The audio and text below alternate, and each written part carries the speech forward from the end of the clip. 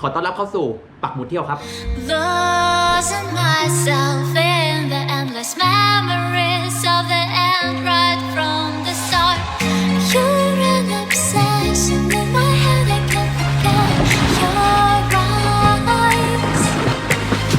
Your kisses burn my skin, I feel so empty inside.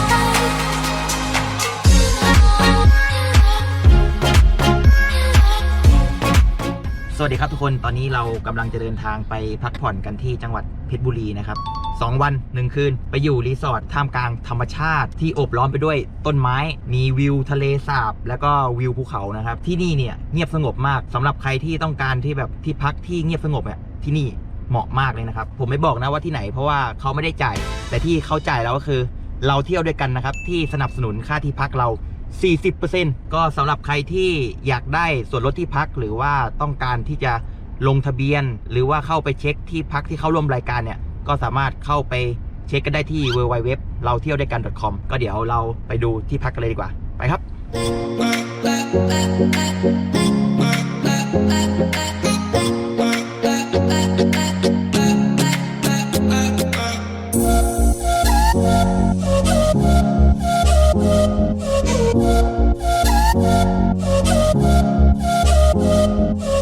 ที่เราเดินเข้าประตูมาเนี่ยเราก็จะเจอตู้เย็นครับ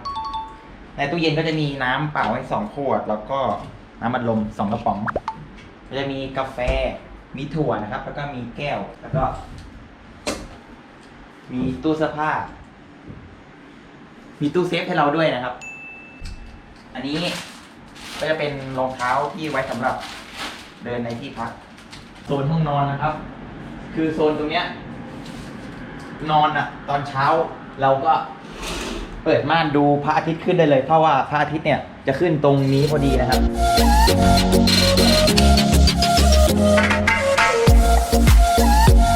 สำหรับที่พักที่นี่นะครับก็จะมีกิจกรรมปั่นจักรยาน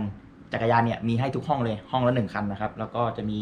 พายเรือคายักมีเรือคายักให้ทุกห้องเหมือนกัน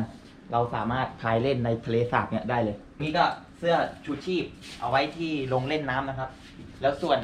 ตรงนี้ก็จะเป็นบันไดขึ้นไปบนดาดฟ้าเนี่ยสามารถไปนั่งชมวิวแล้วก็ไปทำบาร์บีคิวไปทำอะไรกินได้เดี๋ยวเราขึ้นไปดูบนดาดฟ้าสำหรับที่พักที่นี่นะครับทุกห้องมีอ่างกุชชี่ครับเดี๋ยวเราไปดูอ่างกันวันนี้เราจะมานอนแช่อ่างไปครับเดี๋ยวไปดูอ่างกุชชี่กันตรงนี้เป็นตรงที่อาบน้ำนะครับแล้วก็ส่วนตรงนี้สำหรับคนที่อยากนอนแช่อ่างอยากตีฟองอยากเล่นฟองเนี่ยลงมาได้เลยเดี๋ยวผมลงให้ดู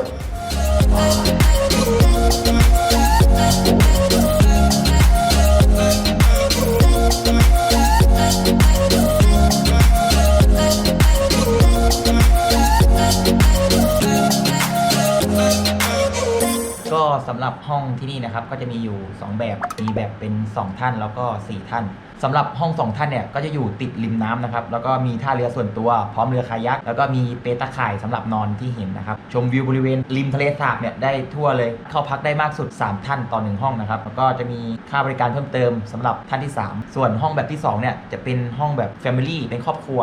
สำหรับ4 ท่านเป็นวิลล่าที่เป็นแบบสำหรับครอบครัวเลยแล้วก็ประกอบไปด้วย2 ห้องนอนจะเป็นเตียงเดี่ยว2 เตียง1 ห้องแล้วก็เป็นเตียงใหญ่1 ห้องนะครับมี2 ห้องน้ำแล้วก็1 ห้องนั่งเล่นสามารถเข้าพักได้มากสุด6 คนนะครับก็มีค่าบริการสำหรับท่านที่5และก็ท่านที่6และห้องที่ผมมาอยู่วันนี้นะครับก็ราคาอยู่ที่ 2,500 บาทโดยใช้สิทธิ์เราเที่ยวด้วยกันเนี่ยลดไป 40%จ่ายทั้งหมด 60% ก็เหลืออยู่ 1,500 บาทถ้ามา2 คนก็เหลือคนละ750เดี๋ยวผมจะขอตัวไปพักผ่อนแล้วก็มาเจอกันอีกทีช่วงเย็นนะครับเดี๋ยวจะพาไปพายเรือไปปั่นจักรยานเล่นกันไปดูวิวทะเลสาบ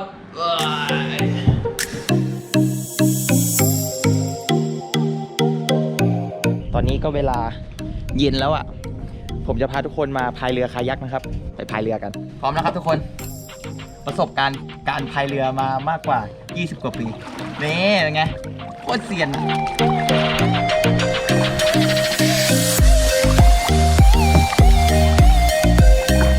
นี่แบบนี่คือการพายเรือคายักครั้งแรกของผมเลยครับคือมันต้องแบบทางนี้ข้างนึงแล้วก็ดันของเนี้ย มันต้องแบบมันต้องอย่างเงี้ยเป็นไงแล้วผมจะไปชนเขาอะนี่เราก็แบบตีโค้งการมาที่นี่นะครับการพายเรือคายักที่เนี่ยเขามีเสื้อชูชีพให้เราคือไม่ต้องห่วงอะแต่ผมว่าน้ำในนี้ก็ไม่น่าลึกเท่าไหร่นะแต่สำหรับคนที่แบบว่ายน้ำไม่เป็นอะก็ควรจะใส่เสื้อชูชีพนะครับเดี๋ยวผมจะวัดความลึกของน้ำดูว่าจะลองจุ่มไม้พายลงไป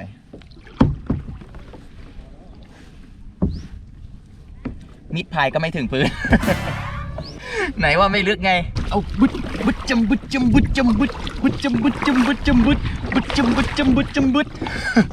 โอ้ยโคตรเหนื่อยทุกคน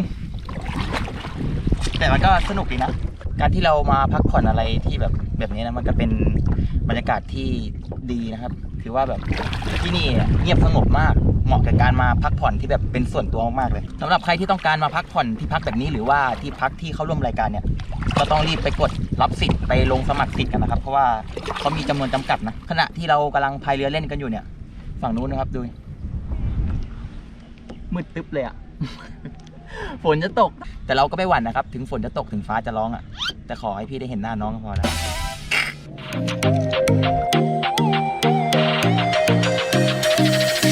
ปปั่นจักรยานเล่นกัน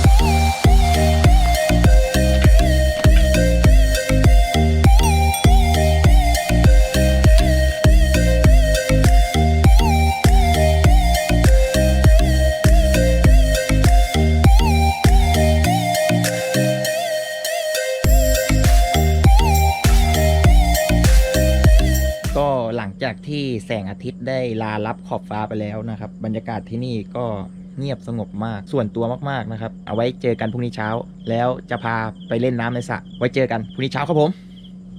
A few moments later ตอนนี้ก็เป็นเช้าวันที่2ของที่นี่แล้วนะครับอากาศดีมากตื่นมาที่แบบเงียบสงบมากๆอ่ะคือเมื่อคืนนี้นอนหลับแบบสบายมากเลยแล้วตอนนี้เราก็กำลังจะไปกินข้าวเช้านะครับไปดูอาหารเช้ากัน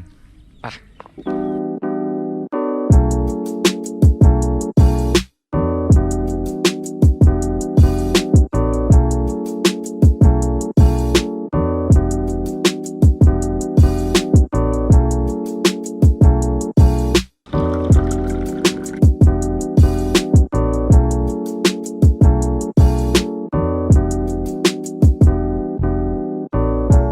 ตอนนี้เราก็มาถึงสระน้ำแล้วครับเปลี่ยนชุดเรียบร้อยพร้อมโดด Losing myself in the endless memories of the end right from the start. You're an obsession in my head, I can't forget your eyes. Your kisses burn my skin, I feel so empty inside.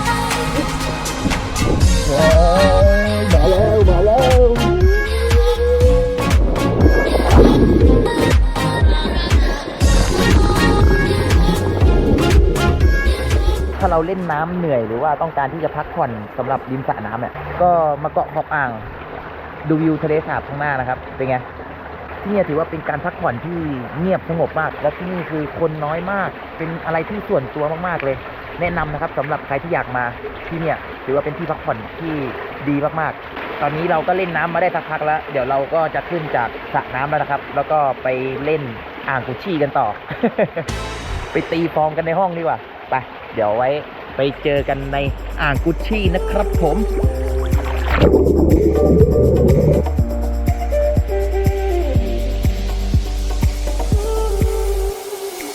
ตอนนี้เราก็ออกมาพายเรือคายักเล่นนะครับก่อนที่เราจะเช็คเอาท์รีสอร์ทที่เนี่ยคือดีมากๆเลยอากาศดีสำหรับคนที่อยากมาพักแบบส่วนตัวผมแนะนำเลยนะครับที่นี่มอนโทโรรีสอร์ทอยู่ที่อำเภอหนองยาป้องจังหวัดเพชรบุรีนะครับห้องพักที่เนี่ยเป็นแบบวิลล่าริมทะเลสาบมีเรือคายักมีจักรยานให้ฟรีทุกห้องมีแบบเรือคายักเนี่ยมีอยู่หลังห้องให้เราเลยเห็นไหมครับ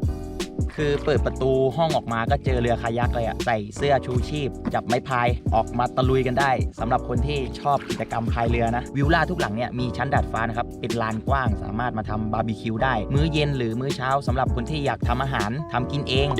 หรือไม่อยากทำกินเองที่นี่ก็มีห้องครัวนะครับสำหรับใครที่อยากได้ส่วนลดที่พักเนี่ยก็ลองเข้าไปลงทะเบียนกันดูนะครับลงทะเบียนก็ไม่ยากเข้า www เราเที่ยวด้วยกัน .com ลองเข้าไปลงทะเบียนรอรับสิทธิ์แล้วก็เช็คที่พักที่เข้าร่วมรายการนะครับ นะครับจะได้ส่วนลดเนี่ย 40% แล้วก็ได้ค่าอาหาร 40% งบไม่เกิน600 บาทสำหรับโครงการนี้ก็เป็นโครงการที่สนับสนุนให้คนไทยออกมาเที่ยวนะครับออกมาเที่ยวกันเยอะๆออกมาเที่ยวด้วยความปลอดภัยขอให้ทุกคนเที่ยวอย่างมีความสุขก่อนที่เราจะจากกันไปก็อย่าลืมกดไลค์กด Subscribe กดกระดิ่งให้ผมด้วยกิ้งๆๆๆเดี๋ยวไว้เจอกันใหม่นะครับบ๊ายบาย